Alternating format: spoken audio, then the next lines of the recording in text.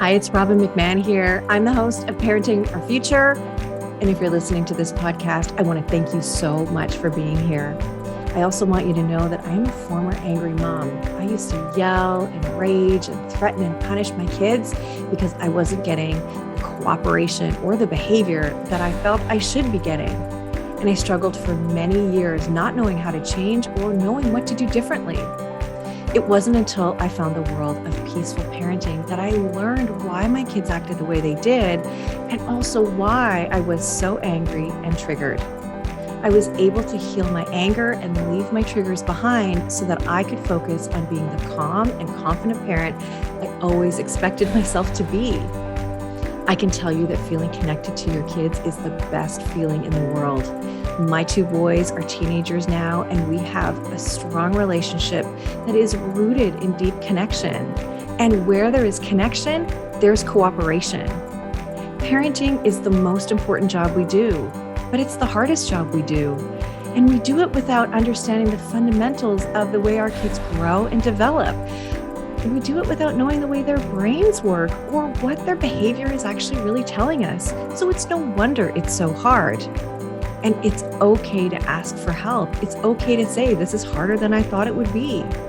And that's where I come in.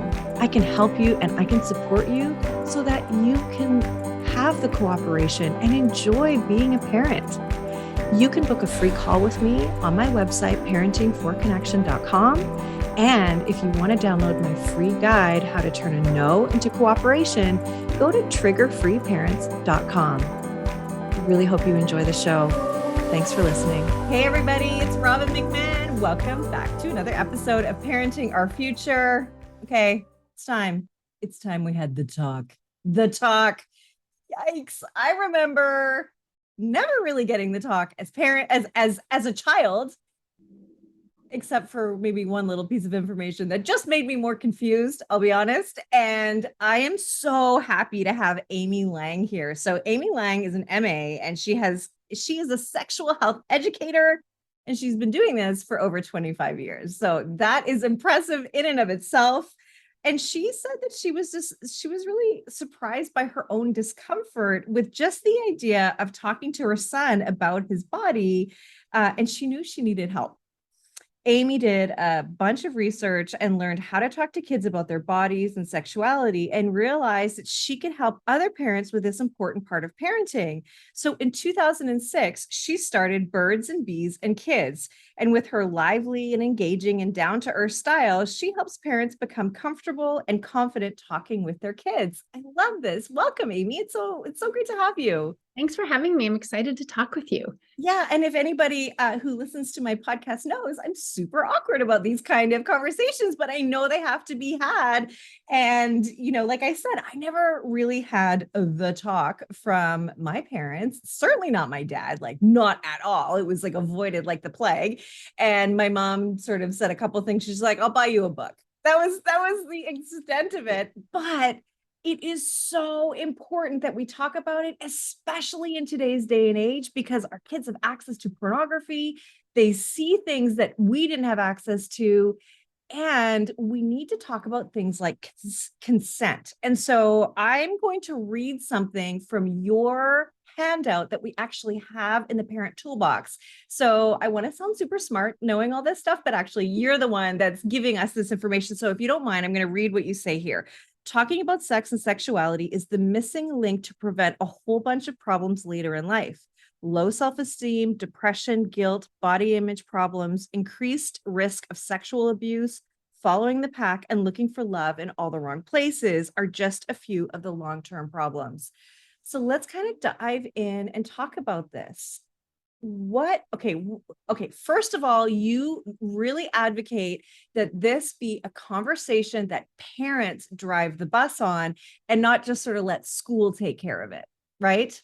Right. Yeah, absolutely. Absolutely. And if I can expand on the missing link piece, we are really hyper-focused, which is good. This is really good, on kids, their intellectual development, their social development, their physical development, how they roll in the world, their friendships. Like we want them to be, even their spiritual development, like we really want them to be well-rounded humans, except the thing we never talk about, which is a huge part of being a human being, is their sexual development. And providing them, information that's going to prepare them for one of the biggest things we do in our lives. Like, we're sexual from the beginning, and sexuality in early childhood looks different. Things change, like your 5-year-old's going to play doctor and your 15-year-old's going to play a doctor, right? So not doctor, they're going to do other things. And so we're afraid of this. And it is really something that I believe our children have a human right to know about. Like, romance and sexuality are something we do all of our lives. And most of us struggle with it. And for our kids, there's always going to be a struggle and confusion, but we have the opportunity to do everything we can to help them feel as ready as they can for, when sex is on the table, as they're going through adolescence, as they're, exploring their gender and their sexual orientation and understanding, what's a healthy relationship look like, and what is consent, and what does that mean? And then the things that are rough, right? Like, like rape and sexual assault and sexual abuse and, unhealthy relationships. And we have to help them understand, my belief is that if it's healthy, it's easier to see what's not okay or safe, right? So, for me, I think that it is really time to take that on. And we know from all kinds of research and studies that we, as the parents and the primary caregivers, we have the most influence over our children's sexual decision-making, their sexual health, their sexual self-esteem, which sounds a little weird, than anybody else. And the time we are the absolute most influential is from, babydom until they get towards like 10, 11, 12, like really like high school, right? Like really 13. And then peers start to take over. We're always influential. So there's this great period of time where we can just be in there with our values and fact and evidence-based information and get them really full up with that. And so then when it's on the table, like romance crushing, like serious crushing, then they're more ready for it. And honestly, right, there's no way to really prepare anyone for that, but we can do the best we can. I mean, I think we have an obligation to our kids to help them with. And the thing, I completely agree with you. I love what you're saying. You also say the message is that sex is important, but talk about it, right? And that is very true. And so what does that do? It leads kids to find the answers in all the wrong places, like through pornography, which is not real sex, like their friends who maybe got their information from pornography or wherever. I mean, and I don't want to just say porn, but that's really so prevalent. Kristen Jessen, who I've had on the show twice, and she talks about it, obviously talks about having a phone is a portal to pornography. And we have to just recognize that the age is around 7. It used to be 11, now it's 7. So kids are going to see it. So you're absolutely right. We have to talk about it, because if we don't, then they're going to come up with the wrong idea, and that is not good. Right. And, with porn, they are going to see it. Nobody makes it to 18 without seeing it. I don't care how careful you are in your own family, and your kids are under your own watch. Other families, their kids have phones and watches and all kinds of devices and are gaming, and they have back channel with folks who can be predators, and families don't know this and don't know to talk about it. But one of the things that is protective is having open communication about healthy sexuality from the time they're really young. So they have a good solid idea about healthy sexuality. So when they see it, they're able to say, mostly right, adolescent brains, they are able to say, okay, that's not for kids, that's not real sex. And most kids, when they see it, especially the younger they are, they're like, okay, that is really gross, I don't know what I just saw, I don't want to look at that anymore. They have an intuitive like ick factor. Some kids do not. They see that, they get engaged with it, they feel sexually stimulated by it. Sometimes, this is gross analogy, but like they think it kind of might be like picking a scab. So it feels good, feels bad, feels good, feels bad. And they can become compulsive users. And, this is obviously not okay. But if we are like if you're waiting for your kid to ask you questions about sex, it is not their job. Absolutely not their job. You didn't hang around and wait for your child to say, hey, I was just wondering, what makes a healthy meal? Nobody hangs around. No kid asks that. It's like, I'm just wondering about my friendship here. Is this what this should look like? They don't do that. Like we're right in there, right? We're right in there helping with them with those things. But with this thing, our culture it's just back ass words about it. Like you said, like people think, okay, school is the time, school's going to handle it. And yeah, sure. Like I am a fan of this is a little weird, like any sexuality education in school. You should not opt your kids out, even if it's terrible. And like abstinence only sexuality education is the worst. If you look at states that's what they have, or none, they have the highest teen pregnancy, HIV, STI rates. There's a direct correlation. And the reason, like, even if your values, like you think that comprehensive sexuality education, this is not true, where they're teaching kindergartners about BDSM. They are not. They are not. They're teaching them about bodies and consent and different kinds of families, and they make their way up to that. And that is high schooly, and kids are going to ask about that, right? Because porn. And so no matter what, you have the most power and influence over them. So they're in these classes, and then you're like, hey, what went down? And they say, I learned about this. And then you pop in with your values about it. Yeah. They can't the abstinence only thing, they do teach values that are all shame-based and unrealistic. And that can really mess you up. It can mess you up so bad. Like you're saying, like, I get it. It was sort of a shameful topic. Like, we don't talk about that. And that was like my parents' deal. That was their issues putting on me. Absolutely. And that wasn't fair. Right. Right. Yeah. And so one of my biggest tips is for you to help you kind of get rid of that crap, is to have, like, if you journal or have a conversation with someone you're parenting with or a really good friend, and talk about how you learned, where you got your information, what sense you made of that, like with your family, like what were the values you were taught? It sounds like you were taught that this is shameful. We don't talk about it. It is secret. It is hidden. Also, P.S. don't do it. Right? That's not right. But as a teenager, the drive is unmistakable, and that's what we also have to recognize. Like, oh, so you sort of use it for and against your teenager, like, oh, it's just hormones, and oh, it's just like. Well, it is. Them away. It is. Yeah. I mean, it's also development. It's also lots of stuff going on. But you can't have it both ways, right? No. So this thing to do, I'm a super fan of little homework. So this is little homework. Have that conversation, because what happens is it clears the decks.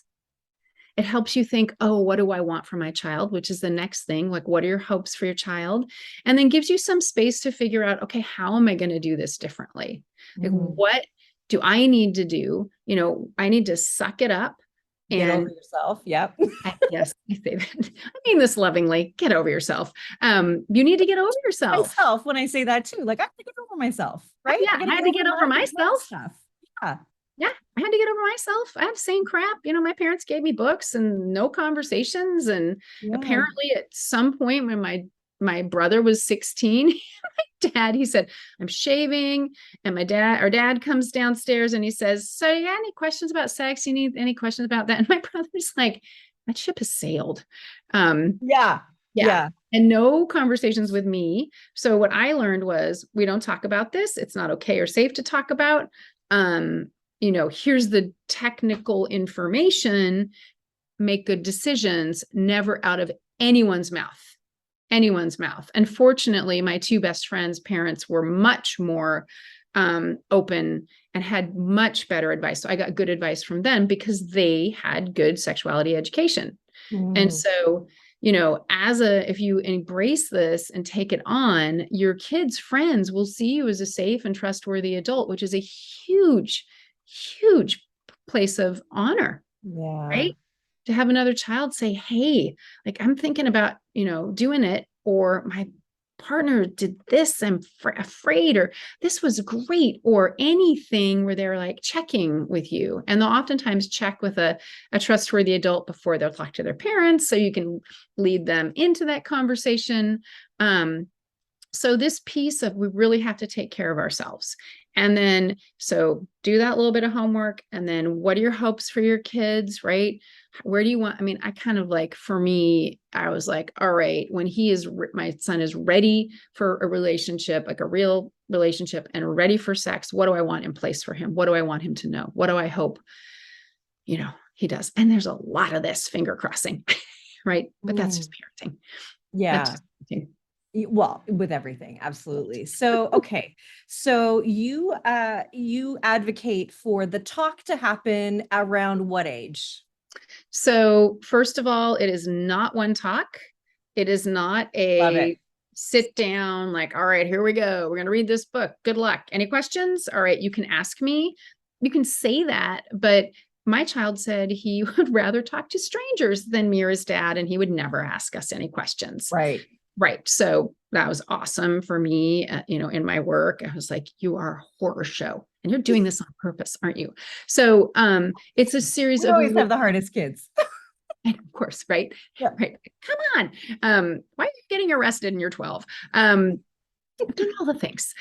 So starting really early, the first sex talk is using the correct names for private body parts. Like they have a right to know. When kids know the correct names for their privates, they're actually protected from sexual abuse, because those guys, usually folks, look for kids who are clueless. So if you're having a big dinner with folks and your child announces like, mama, my vulva itches, the whole table is going to go, and then that person is going to say, okay, I'm not going to mess with that kid. The parents are talking to them. The best age to spill the beans about the usual way babies are made is, maybe people want to take a breath here. We can do that. Here we go. Is 5. And it's young, right? But think about 5-year-olds. Think about 5-year-old life. What are 5-year-olds like? Curious, open, right? They don't know.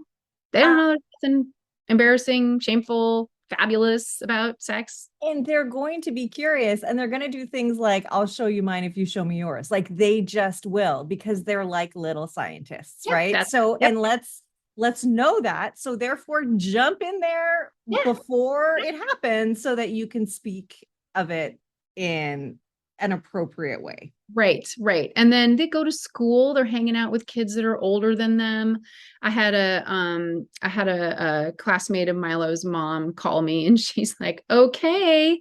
They were in 2nd grade. I'm like, what's up? And she said, so last night after dinner, we're watching TV and Olivia stands in front of the television and announces, I know what sex is. They hadn't had any conversations. And she said, so we said, what? And she said, it's when you kiss with tongues. And they said, thanks for sharing. Talk about this more. So the mom was like, help. And I was like, you got to just get on here. And this was a 4th grade girl, right? Yeah. She was not quite right. Not quite right. Really? It's part of it. It can be part of it, right? Like the whole shebang. So just getting in the door sooner, establishes you as the expert. It makes it a normal part of your family life. They come to expect it. They may not like it. We don't care. There's a whole lot of life kids that, kids don't like it, and that's fine. And then, they are safer. Again, they're safer. So my goal, and I think everybody's goal, should be that your kid is the smartest kid on the playground. So when somebody says sex is with you when you kiss with tongues, they are able to say, yeah, not so much. Ask your parent, ideally, but they might share accurate information and whatever. You just roll with it. People can get upset by that, but what I often tell parents is if their kid spills the beans to another kid, and it comes back to you, that you are ready with a script. I love scripts. My new book, Sex Talks with Tweens, is almost entirely scripts. And you just say, hey, thanks so much for telling me. I'm really sorry. We're really open in our family about this. We want to be the first people that talk with them because we'll share our values. We'll be accurate. We'll remind them that it's not their job to tell other parents. And then that's something that should be part of your conversation anyway. And then you just let that other parent, they're going to do what they're going to do. Answer their questions, deep breathe, and wait. And then get off the phone. This is great. And you really break it down in the handout that you have in our toolbox. So it's www.parent-toolbox.com. You can go there and you can download this valuable resource and tell all your friends too, because they need it as well, right? And we've got to make sure we talk about this. And it's funny that you said that little girl talked about kissing like that. I remember knowing for sure that's how babies were made and being really disappointed because I knew I would really like kissing. And so I was so worried about that. I was so worried about that. Right? I mean, how horrible is that? Yeah. Kissing sounds awesome, but I'm going to end up pregnant. So no, thank you. But what? Yeah. Right? Yikes. Yeah. So I have two questions for you. Yeah. So one is, if we're going to be this, and I don't know if you want to use the word sex positive, I hear that like on The Bachelor, I hear those sorts of terms. Yeah. If we want, so if we're going to say that we're that kind of family, that we're comfortable with this, and however you say it, how do you model that as parents, right? Like I love my husband so much. Yeah, and we've been together a really long time. Love him, still love to cuddle him and all the things, right? How do we model that for our kids? So how do we model a healthy sex life without, because now I'm getting all awkward again. Yeah, totally. So first of all, sex positive means that you see sexuality as a positive, important, healthy part of life. That's all that means. That's all that means. And yeah, people do things that, I'm never going to be interested in. And as long as they are consenting, in agreement, I think Dan Savage says no. What does he say? No children, animals, or dead people, whatever. Right? Like you do you, right? Isn't that hilarious and terrible, right? That's hilarious and terrible. I don't care what you're doing as long as you're not hurting anybody in that way. So sorry, that's kind of crazy, but then in terms of your sexual relationship. So first of all, your kids do not want to know about your sex life. No. Right. And that is clear to me. Oh yeah. Nobody wants to know about their parents' sex life. But what you can do is demonstrate healthy, romantic relationship, right? So giving them compliments, talking to them when they come home, like having a kiss and a hug, cuddling, talking about, I love it when your parent does this, or even you can't really say like, oh my God, your dad just whatever, and I want to flick him in the forehead, because married, right? There's some that goes on, but just talking about it. And then the other piece too is when you're watching a show or reading a story, or you hear something that someone's done, it's just to say, like, hey, when we were watching that, I loved this moment between them. Or, hey, did you notice this thing happened? I felt uncomfortable. That didn't seem like a very healthy relationship move. If that happens to you, please tell me. Like, you won't be in trouble. I want to make sure you feel good in your relationship. We have endless opportunity for this. Okay. And then that brings me back to porn, right? Because porn does not show any of that. Porn starts in the middle. It's parts and wholes. Nobody's body looks like that. People don't do those things. They don't make those noises. Depending on how old your kiddo is, you can say the industry is a horror show for most people. And then, whatever your values are about using it or viewing it. I know you agree with me, but young people should not use it. I don't think anybody whose brain isn't fully developed should use it, because when your brain's fully developed, you can, make sense of things. Like you and I look at it and we're like, okay, that's not for me. But we're not 15 looking at it and saying, oh my God, that's fascinating. What are they doing? Right. That, you know, Well, and the reality is we're biologically programmed to like it. And so so here I am looking at it saying, oh, actually that is interesting. And I'm kind of like it. Yeah. And am aroused by it. Let me just use adult words. Yeah. And then, but it's bad. So whoa, that's a total it was not healthy, right? Yeah. So it's not healthy. That should be the message. Like if you say it's bad and then kids using it, they're going to feel all that shame and stuff. And there is nothing's perfect, right? Yeah.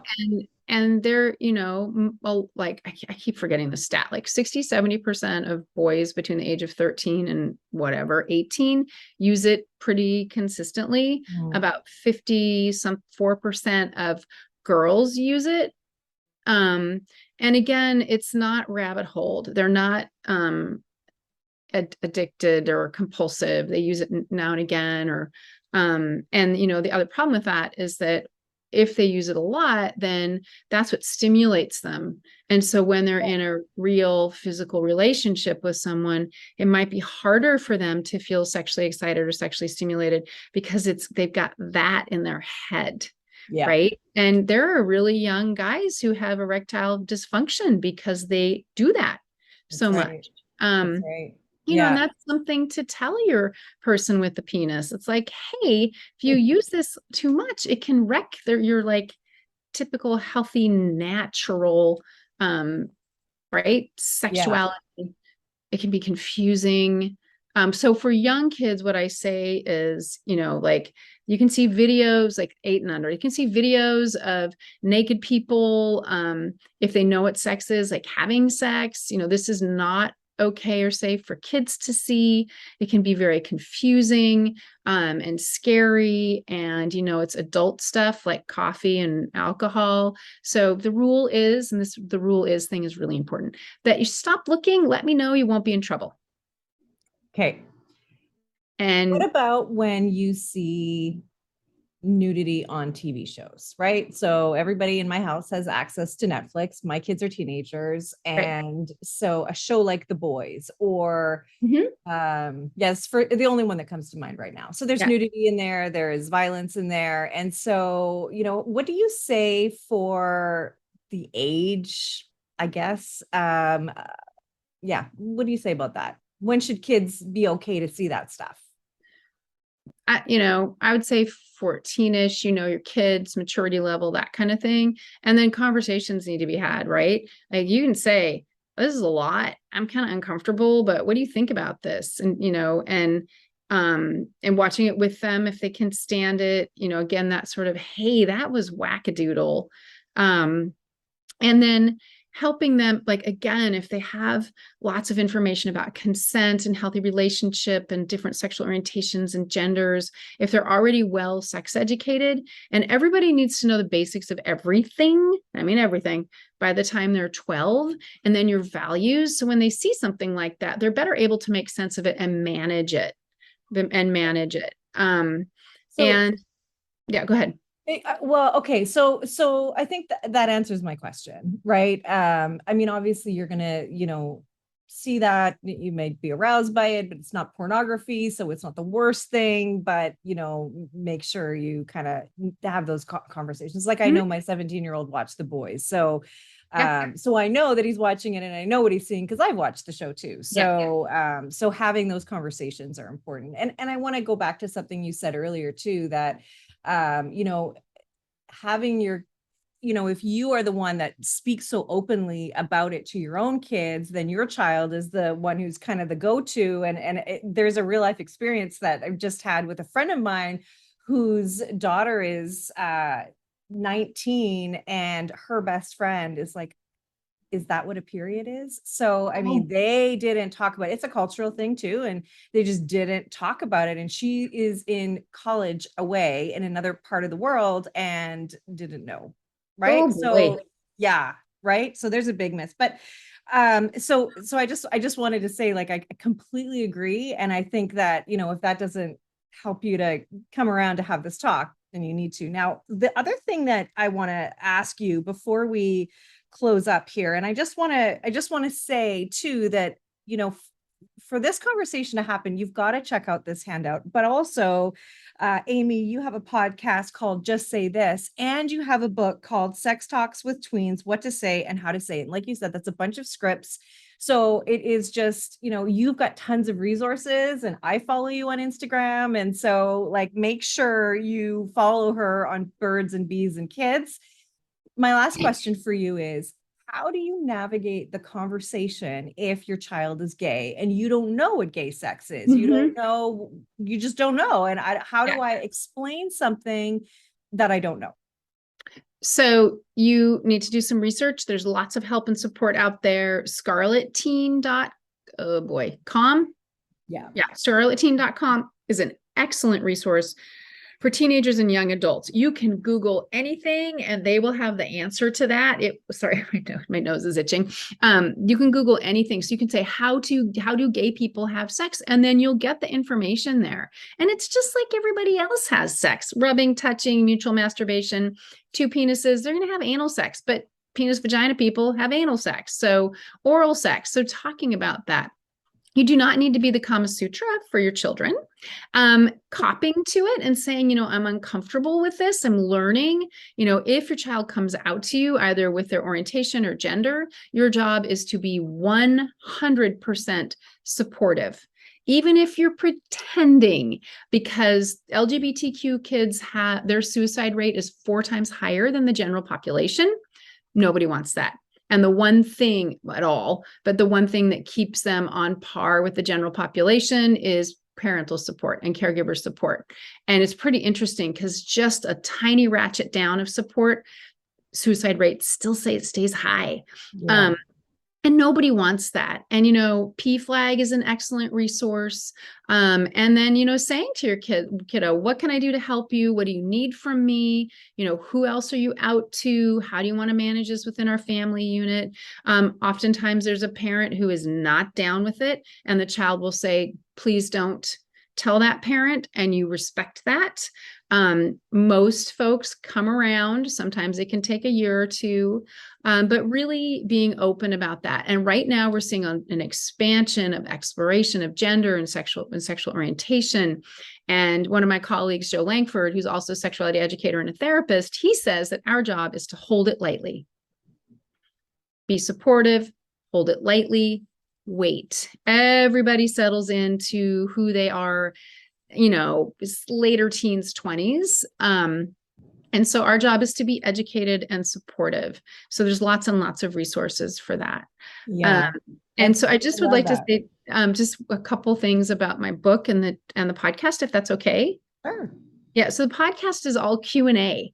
So people call and leave me a voicemail or write me an email, and I answer the question. And it's hodgepodge. It could be a 3-year-old who's got their hand down the pants. It could be a 15-year-old who's just said, hey, you know, I'm not a boy, I'm a girl. It can be a 12-year-old who's porn exposed. It's a whole gamut of things. It could be, you know, my child is 15. I've never talked about their period. What do I do with this? Right.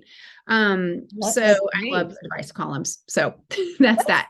Great. Okay. Yeah. I love that. And then the book, it's sex talks with tweens, but it's about, I don't know, 10% like tips for parents to how to have the conversations and some other stuff like that. But the rest of it is literally scripts. So how do you talk about porn? How do you talk about tampons? How do you talk about, you know, spontaneous erections?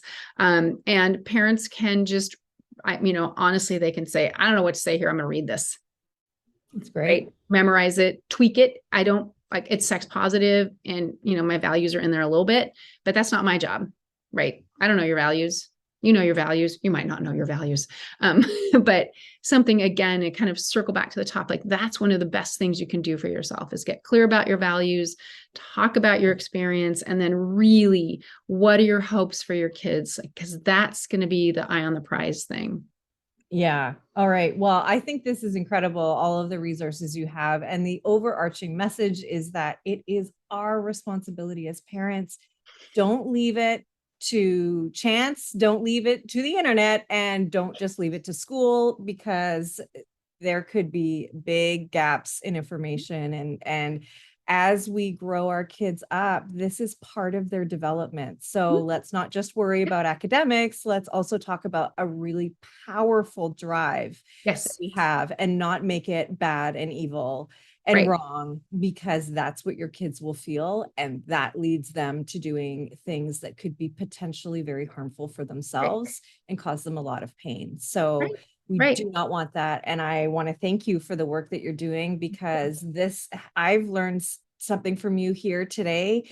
And this is something I do talk about, and we have had lots of episodes on, LGBTQ teens and, what it's like. I love the hold it lightly. I love that, because you're absolutely right. What they say today when they're 16 could be very different in Mhm. reality when they're in their 20s. So I Mhm. think that's really, really important. So everything that you've said is so, so good. And thank you very much for your time. Thank you for your work. Again, it's Birds and Bees and Kids.